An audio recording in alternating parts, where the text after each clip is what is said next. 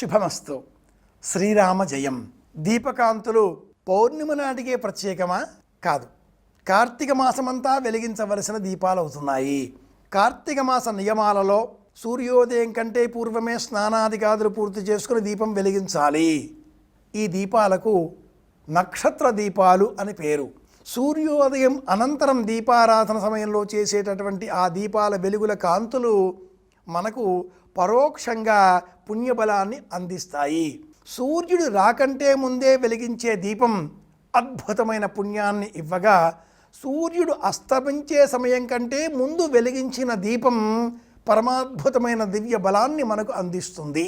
దీపాన్ని వెలిగించవలసిన కాలం బ్రాహ్మీ ముహూర్తం 3:30 నుంచి 4:30, లేని ఎడల రెండవ పక్షంగా అరుణోదయ కాంతులలో సూర్యుని రథసారథి ఆ స్వామి కాంతులు ముందుగా ప్రసరింపగా ఆకాశమంతా కాషాయం వర్ణంలో భాసిస్తుంది, వెలుగుతుంది.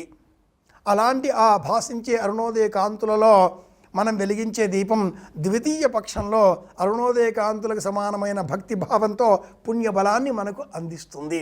తృతీయ పక్షం 3వ పక్షంగా సూర్యోదయం అనంతరం మొదటి జాము 9 గంటలలోగా దేవతారాధన చేసేటటువంటి చోట దీపం వెలిగించి తీరాలి. ఆ తదుపరి 9 గంటల నుంచి 12 గంటల వరకు ఈ రెండవ జాములో వెలిగించే దీపం మనం ఏదైనా ప్రత్యేక వ్రతం, నోము, కార్యక్రమం, బారసాల, గృహప్రవేశం, ఉత్సవాలు, ఉత్సాహాలు, ప్రత్యేక పూజలు వీటిని చేసే సమయంలో మాత్రమే వెలిగించే కాలం. మధ్యాహ్న సమయం 12 గంటల నుంచి 3 గంటల వరకు ఈ మధ్య సమయంలో దీపారాధనలు చెయ్యకూడదు. ఉపవాస వ్రతం పాటించినట్లయితే, శివ నక్త వ్రతం అనే వ్రతాన్ని పాటించినట్లయితే మాత్రమే 3 గంటలకు దీపారాధన చేయాలి. 3 నుంచి 6 ఉదయకాలంలో ఇది 4వ జాము. దీపారాధనలు చేయవలసిన కాలం మొదటి జాము. ప్రత్యేక పరిస్థితులలో వ్రతాలకు సంబంధించిన కాలం 2వ జాము. శివ సంబంధమైన వ్రతాలు పాటించే సమయంలో నిత్య దీపారాధన చేసే సమయం కూడా 3వ జాము. 3 దాటిన తర్వాత 6 గంటలలోగా దీపం వెలిగించాలి. ఇంటిలో ఇది సంధ్యా దీపం అన్న పేరిట ప్రశస్తం.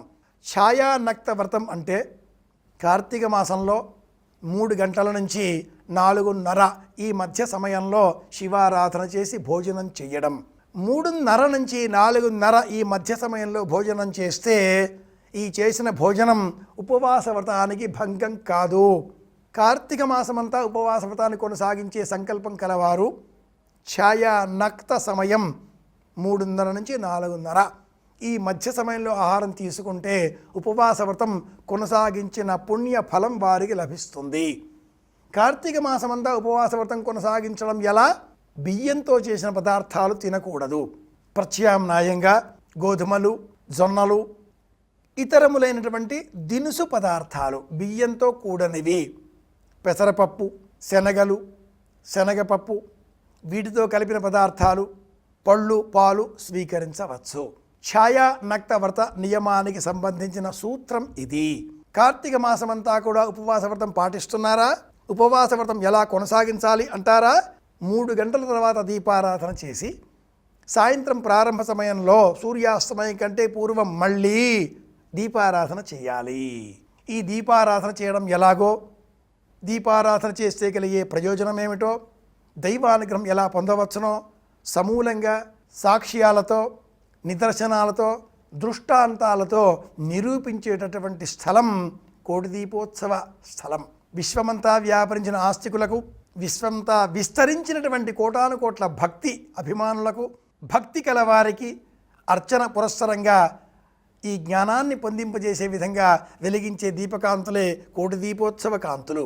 ప్రత్యక్షంగా లేక పరోక్షంగా ఈ కార్యక్రమంలో మనము పాలు పంచుకుందాం, దీపారాధన చేద్దాం. ప్రపంచవ్యాప్తంగా ఉన్న సమస్త జీవకోటి క్షేమాన్ని కోరుకుందాం. సర్వే జనాః సుఖినో భవంతు అందాం. మళ్ళీ కలుసుకుందాం. శ్రీరామ జయం.